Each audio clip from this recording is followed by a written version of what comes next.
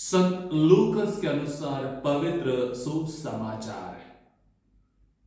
यीशु पवित्र आत्मा से परिपूर्ण होकर यरदन के तट से लौटे।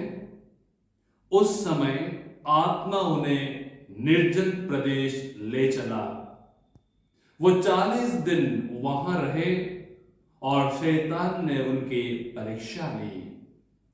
यीशु ने उन दिनों कुछ भी नहीं खाया और इसके बाद उन्हें भूख लगा।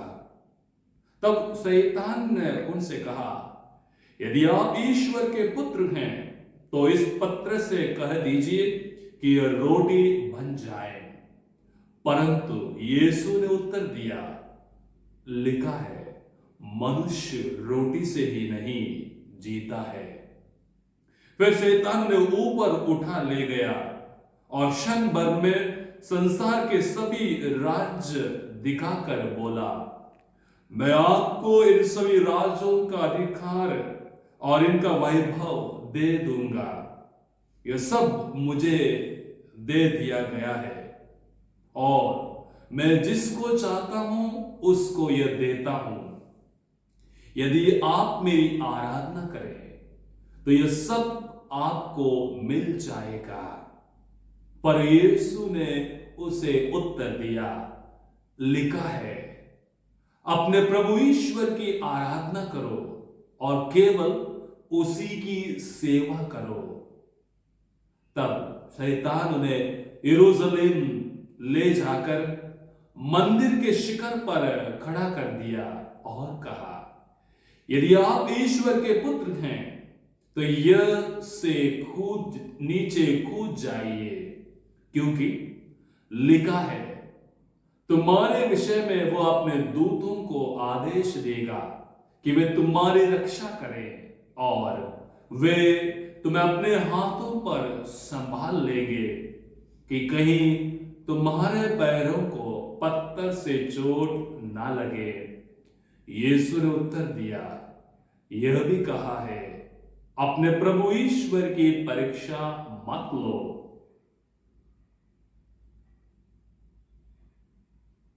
यह प्रभु का सुसमाचार है। एक गांव में एक अमीर व्यक्ति रहा करता था।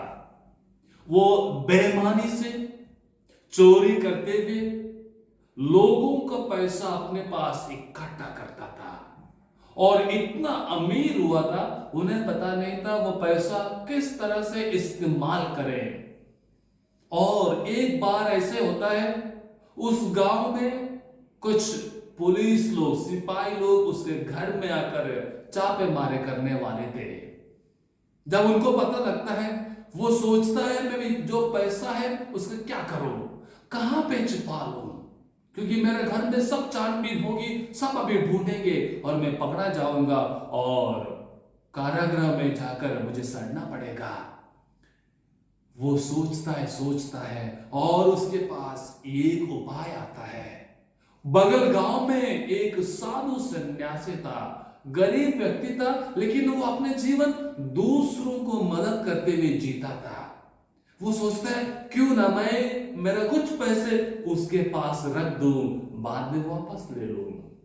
दौड़ पड़ता है उस साधु के पास और साधु से कहता है, मैं जानता हूं ये आप एक साधु सन्यासी हैं, आप दूसरों की मदद करते हैं, दूसरों की सेवा करते हैं। मेरे पास कुछ पैसे हैं, आप रख दीजिएगा और आप बाद में मुझे दे दीजिएगा। साधु सन्यासी गुस्से होते हैं, उनको पता चलता है ये कुछ चालाकी से मेरे पास आए हैं। वो कहता है, तुम्हारा पैसा मुझे नहीं चाहिए, अपने पास रख दो। ये अमीर व्यक्ति और उनको बोलता है, नहीं आप पैसा मुझे वापस मत दीजिएगा, अपने पास रखिएगा और लोगों को बांटिएगा। साधु कहता है, तुम्हारा पैसा मुझे नहीं चाहिए और कहता है, मैं और आपको पैसा दूंगा, आप रख दीजिएगा। साधु से गुस्सा होते हैं, वो कहते हैं, यदि आप तुरंत यहां से घर भाग नहीं जाओगे, आपको मैं पुलिस लोगों के हवाले कर दूंगा। और वो अमीर व्यक्ति भाग जाता है। कृष्ण में मेरे प्यारे भाई और बहनों, देखिएगा उस साधु को कितने बार वो अमीर व्यक्ति प्रलोभन में लाने के लिए कोशिश करता है, बार बार नाना प्रकार के उपाय उन्हें देता है, लेकिन साधु अपने नियमों पर नहीं थे, प्रभु में अपने जीवन बिताते थे, इसलिए वो उस प्रलोभन में नहीं पड़ते हैं। यदि आज का सुसमाचार को आपने ज्ञान किया होगा, देखिएगा सुसमाचार कारक लूकस कहते हैं, प्रभु यीशु मसीह पवित्र आत्मा से परिपूर्ण थे और वो 40 दिन दुआ प्रार्थना करने के बाद भूखे प्यासे थे। उसी समय शैतान के जीवन में आता है। जी हाँ मेरे प्यारे भाई तो बहनों, जब हम सोचते हैं कुछ अच्छा करें, जब हम सोचते हैं आज परहेज करेंगे, आज उपवास करेंगे, उसी दिन हमें ज्यादा भूख लगती है, क्योंकि शैतान हमें बहकाता है और हम गिर भी जाते हैं, मुकर जाते हैं। क्या जब प्रभु को प्रलोभन दिया जाता है 3 बार, क्या प्रभु उस प्रलोभन में पड़ते हैं? किस प्रकार उस प्रलोभन को प्रभु दूर करते हैं, किस प्रकार उस शैतान को दूर करते हैं? प्रिय मेरे विश्वासी हो, जब आपका जीवन में, मेरे जीवन में प्रलोभन आते हैं, हम क्या करते हैं? हमें ज्ञान या ध्यान देने की जरूरत है। प्रलोभन कभी अंत नहीं होंगे, प्रलोभन आते रहेंगे। उस अमीर व्यक्ति के समान बहुत सारे व्यक्ति हमें मिलेंगे, उस शैतान के समान जो प्रभु को प्रलोभन में लाने के लिए कोशिश करते थे, हमारे जीवन में भी, परिवार में हो सकते हैं, समाज में हो सकते हैं, और जहां हम जाते हैं लोग प्रलोभन में लाने के लिए हमें कोशिश करेंगे, प्रलोभन आते रहेंगे, प्रलोभन की अंत नहीं होगा।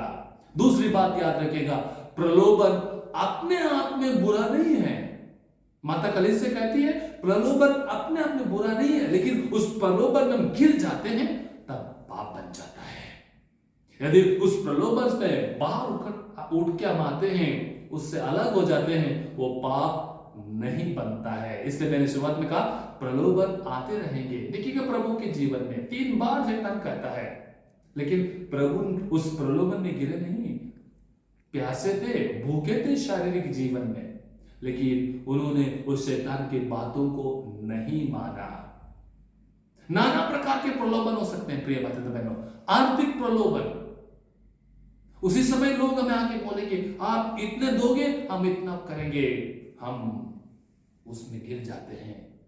शारीरिक प्रलोभन, किस प्रकार हम उसमें गिर जाते हैं। आध्यात्मिक प्रलोभन, हमें प्रार्थना का समय दिया जाता है, लेकिन उसी समय मुझे अन्य कामों की याद आता है और हम भाग जाते हैं। प्रिय भाई बहनों, हमारे जीवन में जब प्रलोभन आते हैं, हम किस प्रकार उससे दूर होते हैं, किस प्रकार से उससे अलग हो सकते हैं। प्रभु से क्या हम सीख सकते हैं आज के दिन? सबसे पहली बात हमें ध्यान देना है प्रिय भाई बहनों, प्रलोभन के समय प्रभु को याद करिएगा, यानी प्रार्थना। जब भी कोई भी छोटे मोटे प्रलोभन हमें आते, सबसे पहले प्रभु को याद करिएगा। जब हम प्रभु को याद करते हैं, दूसरी बात हमारे सामने आएगी, वो प्रलोभन को नजरअंदाज करने का। पहली बात प्रार्थना के द्वारा, दूसरी बात जो प्रार्थना में एक दृढ़ संकल्प वो देता है, शक्ति देता है उस प्रलोभन को नजरअंदाज करने के लिए। और जब ये 2 हमारे पास है, तीसरी बात है प्रलोभन से ऊपर उठने के लिए, अलग होने के लिए, जैसे प्रभु यीशु मसीह और वो शैतान चला जाता है। हमारे जीवन में उस शैतान के समान जो प्रभु को प्रलोभन दिए थे शायद ना होंगे, लेकिन मनुष्य और आज के दुनियादार की चीजें वो हमें प्रलोभन में ला सकते हैं।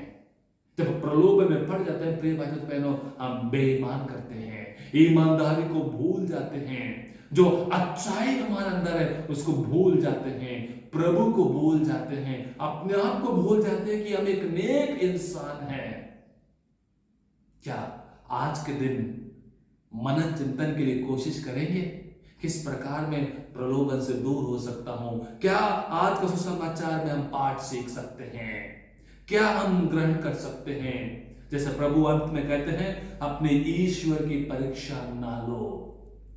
हमें भी प्रभु की परीक्षा ना लेना चाहिए। जब हम परीक्षा में पड़ जाते हैं, आइए प्रभु को याद करें, प्रभु से कृपा मांगें, प्रभु से शक्ति मांगें। जैसे कि आज का दूसरे पाठ में संत पौलुस रोमियों के नाम में लिखते हुए समझाने के लिए कोशिश करते हैं, जब हम मुंह से ईश्वर का नाम पुकारते हैं, हमारे मन में, हमारे दिल में, हमारे मस्तिष्क में उस प्रभु का नाम भी हो, वो प्रभु हमारे जीवन में निवास करें, तभी शायद आध्यात्मिक जीवन में हम प्रभु के पास आ सकते हैं, प्रभु के साथ जीवन बिता सकते हैं और एक नेक इंसान बन सकते हैं।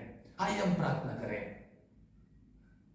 मेरे प्यारे प्रभु यीशु मसीह, आज के दिन के लिए मैं सबसे पहले आपको धन्यवाद देता हूं। धन्यवाद देता हूं प्रभु, जो अच्छाई आपने मुझ में दी है।